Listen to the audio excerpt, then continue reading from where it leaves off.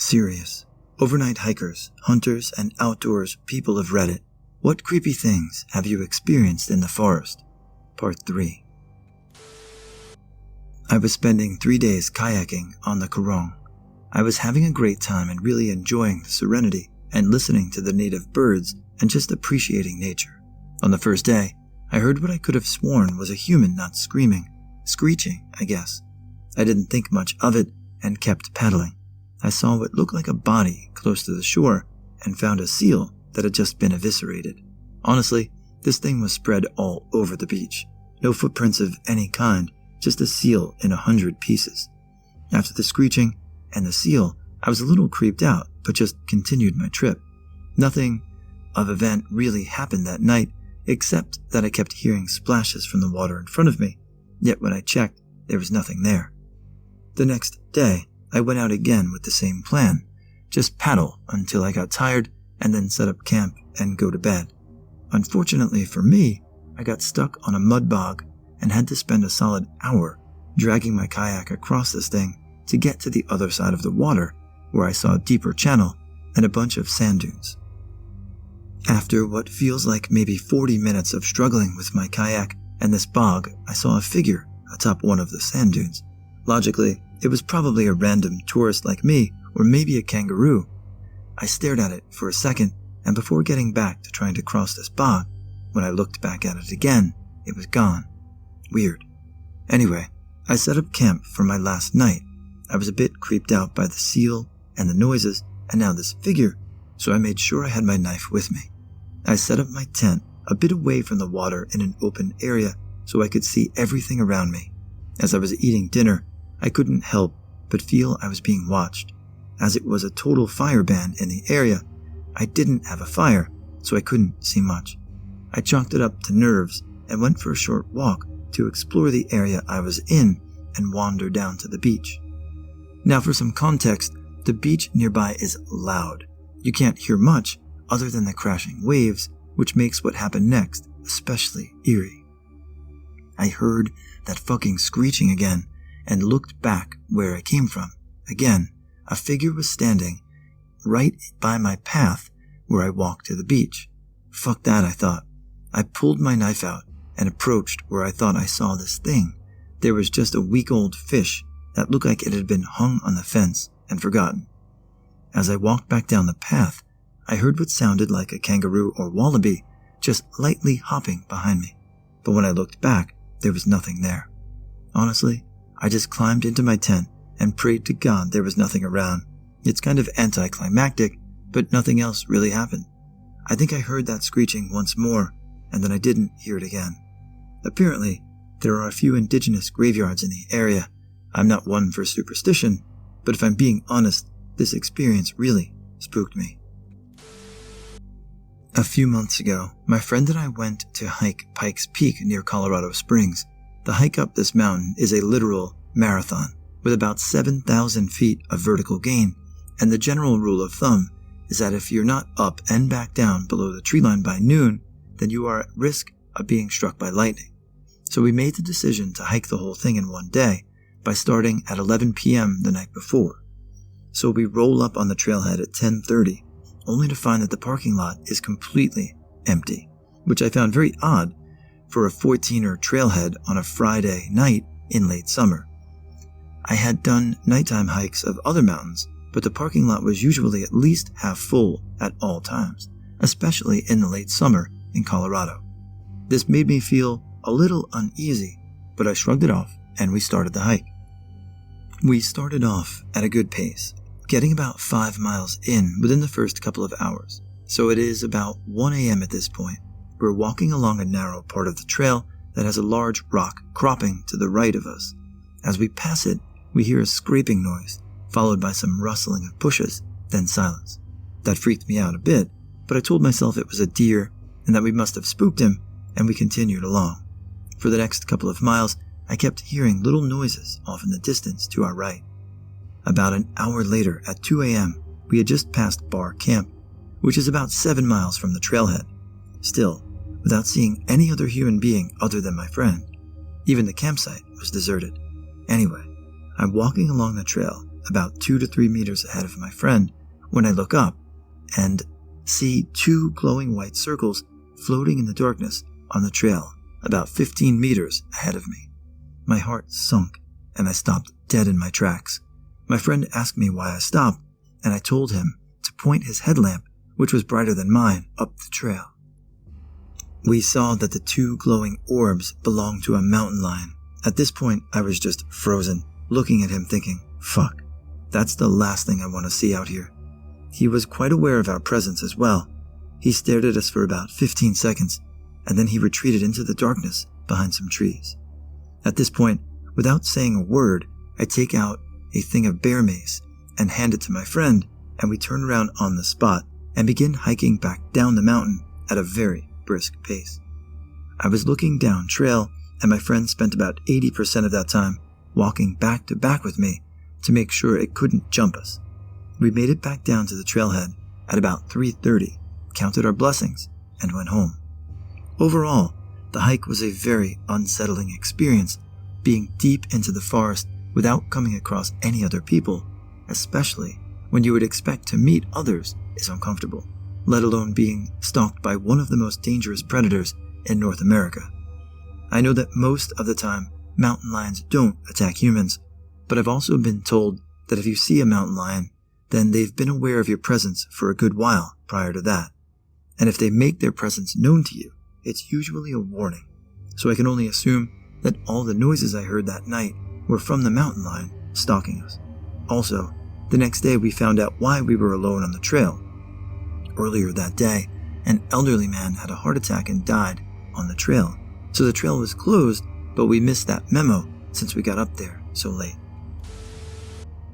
I had spent most of the day taking my time canoeing out to a remote campsite. The sun was hovering just above the trees by the time I finished setting up my tent and cooking. I decided to explore the area around my campsite while eating my dinner. With my plate of food in hand, I wandered away from shore and deeper into the trees. I was starting to lose sight of my tent and decided to turn back. As I turned, my arm snagged a branch and I spilled my food. I walked back to camp to grab a bag to clean up my mess.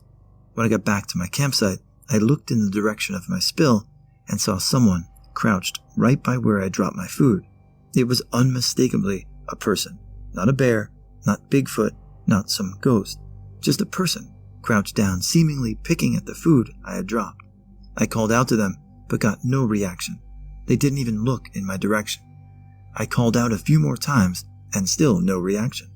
I packed up my tent in probably 5 minutes flat while trying to keep an eye on this strange person. I hopped in my canoe and made a beeline across the lake, back to my car. My sister and I went camping in the North Cascades in Washington State. This was our first time camping, just us two. The first night we set up our tent and went to sleep. The next day we woke up early and hiked Sourdough Mountain. That night when we got back to the campsite at around 8, it looked like our stuff had been rifled through. Nothing had been taken. We brushed it off mostly because we were insanely tired and sore. We went to sleep. I woke up at around 3 a.m.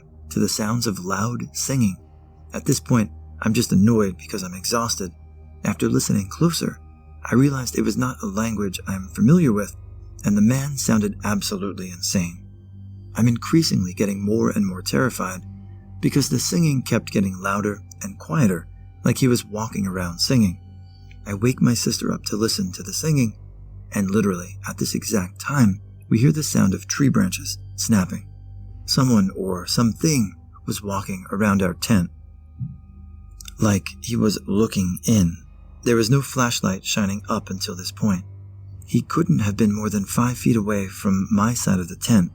We left all of our stuff in the tent and booked it to the car. The spots for parking were right behind the tent, so I shined my car's brights at whoever it was, and it was a large man in a hoodie unzipping our tent. Who knows what he wanted, but it was terrifying. Also, I think the crazy singer saved us because it woke us up before that man got into our tent. I live near the Canadian border in central Washington state. More bears than people in my little valley. One afternoon, I was walking up the hill near my house and saw, after passing a large tree, about 20 feet away, a very large cougar. My estimates for size, probably very accurate, are weight 175 to 190 pounds, length from nose to tip of tail, very close to 9 feet, thick, bulky, male, muscles on the back of his neck like a large pit bull or breeding bull, not a scar on him that I could see, no chunks of his ear from previous fights, hair was long and perfect. You could see the muscles rippling through hair that was 1.5 to 2 inches. He was coming down the hill and had just stepped from behind a tree of his own. We both froze in our tracks. He was staring at me like I had never been stared at in my life. Intense, X-ray vision, never blinking kind of stare. It knocked the wind out of me. We stood there frozen, staring at each other intensely for about, seemed like 15 or 20 minutes. Neither of us moved. He was slightly higher on the hill looking down at me, maybe 1 or 2 feet taller than I was. He seemed to like that. Neither one of us moved. I had a 9mm pistol in a shoulder holster, but I didn't pull it out. I could have very quickly, but probably not quickly enough considering they can jump really far. It was a very intense sharpening of the senses and perceptions. Probably the effects of adrenaline. It was like time stood still, and I could count every hair on his face. After 15 minutes or so, to my great relief, he slowly blinked once. Still staring, however, I felt like the spell had been broken though. He took a deep breath and slowly, very smoothly, turned uphill and walked away at a pretty good clip, never looking back. It's been 3 years now, and I've seen his tracks twice. One of my neighbors got a picture of him from his trail cam, so he's still here. Sometimes I think he's around, but it's impossible to tell. I don't know how anybody else would have reacted to that, but for me it was a very creepy encounter. But at the same time I realized how lucky I was to have had that encounter. I love this place because he's here. The bears too. Had some encounters with them too. But whatever you think and whatever you have heard, the male cougars in the wilderness are the apex predator in the northern woods. I have seen a whole lot of cougars in zoos. Nothing in a zoo can even come close to this guy. He was the most perfect and terrifying thing I have ever seen, supremely confident. I was in Lincoln State Park in southwestern Indiana. My family and I were staying in cabins they have there, so it's not exactly the most remote area, though there is a lot of wooded land. I took a hike all alone to the fire tower, which I've done dozens times before, and made it to the very top. I enjoyed the view for a bit and then climbed down and started going back because it was getting dark. I was walking on the trail, not far from the tower, when all of a sudden I felt this great sense of warning and terror. It was suddenly a random, huge wave of terror and dread I've never felt.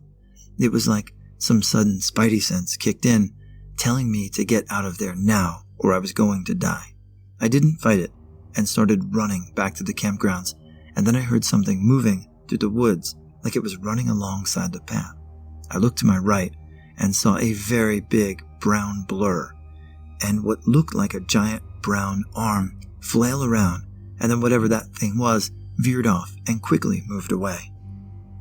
That didn't comfort me at all, and I went into a flat-out sprint at a speed that would probably rival Usain Bolt, and didn't stop until I got to the trailer camping area where I finally had to catch my breath.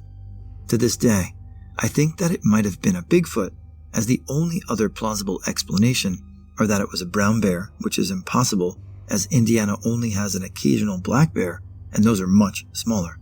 It could have been a person, but it would have to be a big person, as in 7+ foot tall bodybuilder, and I don't think there are any 7+ foot tall bodybuilders that like to wear brown clothes and then go mess with people in the woods.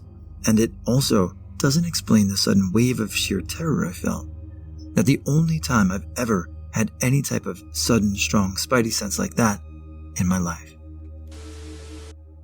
I went for a day trip around a lake. There was a path, but obviously nobody had been using it for a long time, but it was very beautiful.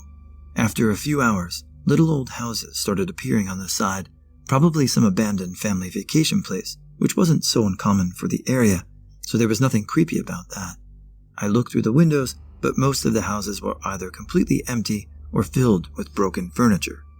Then, After I'd walked maybe 10 of those houses, the styles changed. There were now rotting wooden shacks instead of somewhat solid-looking, once white bungalows. I went to investigate because I'm a curious little shit, and also I haven't learned anything from watching horror movies. What I found was disturbing. Some of the huts were just empty, others were filled with old rusty farming equipment, bottles, or other trash, and then there was one which was filled with cages. Any kind of size of cages. The biggest one probably big enough to fit a very large, strong dog. The whole room was full of them. The floor was covered in dirty hay and it smelled terrible. There also were lots of empty bottles and cans. I found several dead mice, but as a cat owner that wasn't too shocking. The thing that made me absolutely lose my shit was on the other side of the hut, where somebody had made some sort of garden with a fence around it. It was a dead animal on a leash attached to the wall of the hut. It was hard to tell what exactly it was because it was barely more than a pile of bones and fur, but I suppose it was once a fox. There were flies sitting on its eyes, and the skin was broken around the neck, so that the only thing that the leash was holding was the bare bone. Just this picture of this poor thing chained to the wall activated my fight or flight response, and I got out of there as fast as I could. It's haunting me to this day. I was staying in a cabin in the middle of the mountains of eastern Tennessee alone as part of a solo hiking/camping getaway. Also, to preface the story, let me add that this cabin did not have window curtains or any windows, and the front door had a glass window as part of the door. My first night at the cabin went as usual. I ate dinner and then laid down on the couch to relax and eventually fell asleep. In the middle of the night, I jolted awake when I heard 3 incredibly loud thump sounds, which I immediately thought were footsteps inside the cabin on the hardwood floors. I looked around the interior of the cabin from the couch and didn't see anyone, and I also didn't hear any strange noises. I always have my handgun on me when I go alone to the way backcountry areas of the mountains because, let's be honest, you never really know what's going to happen, and since I was able to have driven to the cabin, the extra weight of my gun was no issue. I also had been sleeping with my handgun right next to me in its holster. I grabbed it and looked outside all the windows and didn't see anything, so I laid back down. I didn't hear anything else out of the ordinary the rest of the night. The next morning, after I'd woken up and ate breakfast, I was getting ready to leave the cabin for a hike, so I grabbed all my gear and locked up. As I went to walk down the 3 steps to the ground, I noticed that each step was a bit loose and would make a loud stomping sound as you take each step. I immediately froze, and I recognized the sound from the steps and the 3 loud thumps I heard during the night. Instead of leaving the cabin at the moment, I went ahead and drew my gun and cleared the outside area surrounding the cabin, and then also went back inside and cleared each room of the cabin to make sure there was nothing weird inside or outside the cabin. I mostly did that just for my own personal sanity reasons after I correlated the sounds during the night to the sounds of the stairs as you walk on them. Let's just say I returned to the cabin well before dark that day and took blankets from around the house and hung them up over all the windows that night for some extra privacy, and also slept, more like laid there waiting to hear that noise from the steps on the couch again. Nothing strange happened after the initial incident. Honestly, don't know what happened/who or what walked on the steps or made the noises, but damn was I happy to leave the cabin after that. 1. I was in my mid-20s. I'm 35 years old now, but not too long ago I saw a wild puma in Mississippi. They have not been spotted in this part of the country in decades. I was driving a farm truck across a levee just after sunset. The puma was drinking water, and it let me get pretty close to where it was before the truck spooked it. It lifted its head, looked at the truck, then took 2 steps and jumped. Picture this. The levee is wide enough to drive a truck across. That puma jumped from essentially the edge of the water all the way across the levee to the downward slope on the back side of the levee at my eye level in the headlights of this truck.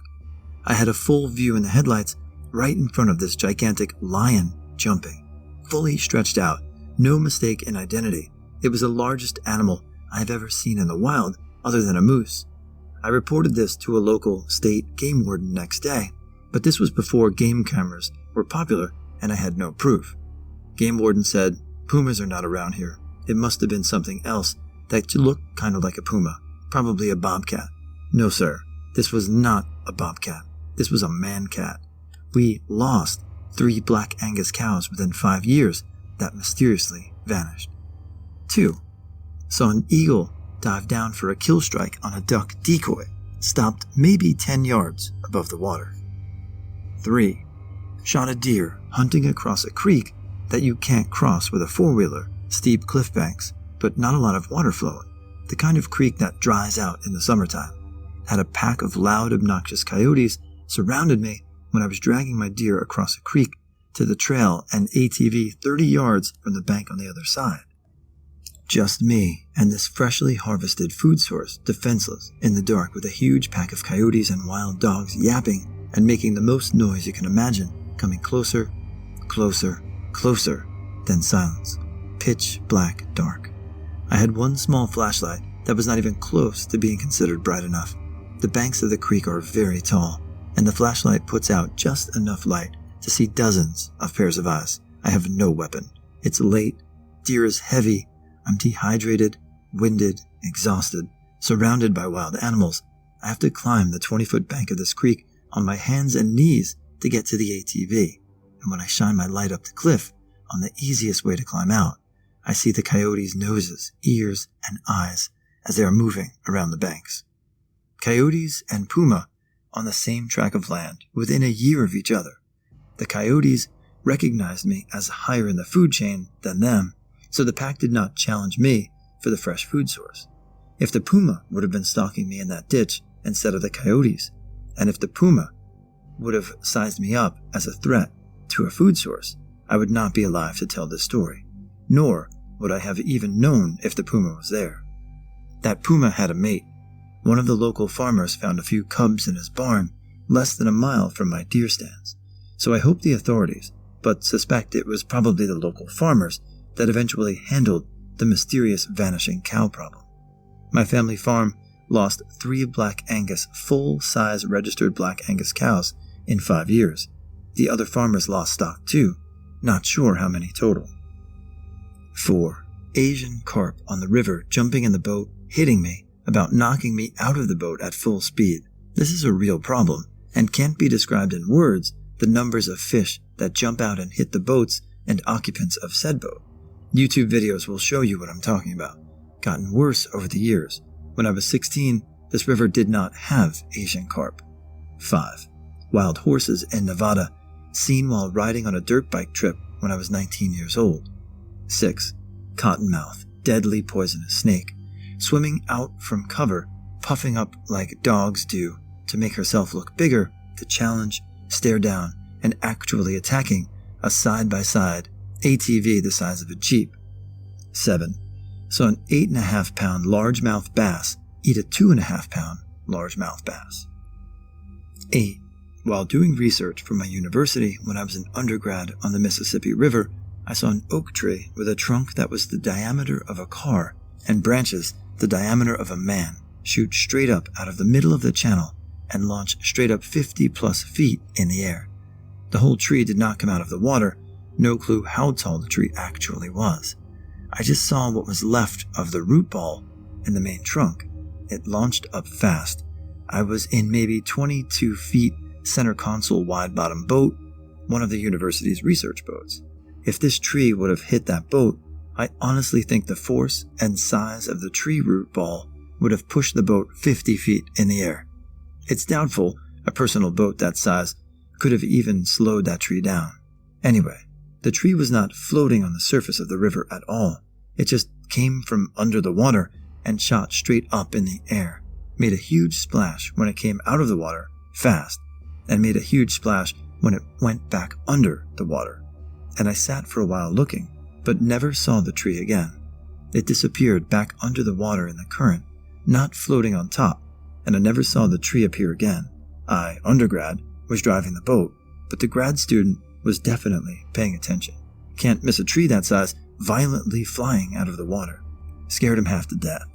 I idled the boat to an inlet and kinda watched for a while to see if it may have been bobbing up and down in the same spot or stuck on the current and a sandbar or something. Nope. Middle of channel. Depth finder confirmed no sandbars, just a big old oak tree swimming in the Mississippi River, cane up for some fresh air, and dove back down again. I'm sure I can think of more, but these top the list. I used to be an avid hiker, but I moved to the prairies, so now I'm a hunter. This season, I was hunting with my brother, and we shot a whitetail near the end of the day. It was a bad shot, but would eventually be lethal.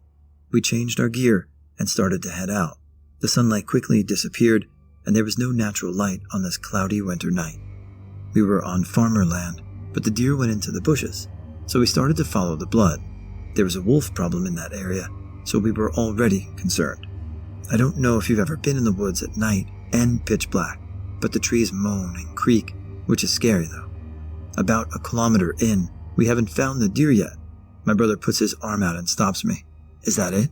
he says, pointing to tell green gold eyes. I put my headlamp on it, but I couldn't see anything beside the eyes. Maybe? It was upsetting that the deer had to suffer this long. But that's when we saw more eyes. Everywhere we looked, there were eyes looking at us, essentially surrounding us. Wolves, I thought. So my brother racked another round and shot it into the ground nearby to spook them off. This was all scary enough, but the fact that the eyes didn't react to the shot made my blood run cold. My ears were ringing, and I was scared. I pulled out my rifle, racked a bullet, and was getting ready to fire when the eyes started disappearing. Not through movement. It looked more like they were shutting their eyes. Once they were gone, we continued on and found the deer. I refused to gut it there, and we dragged him back intact to the field. I don't think I ever worked harder in my life. I'll never forget that night, and that's not even going over getting lost when we found the deer. Compass pointed one way, GPS pointed another, phones a third way, and we've had different gut feelings.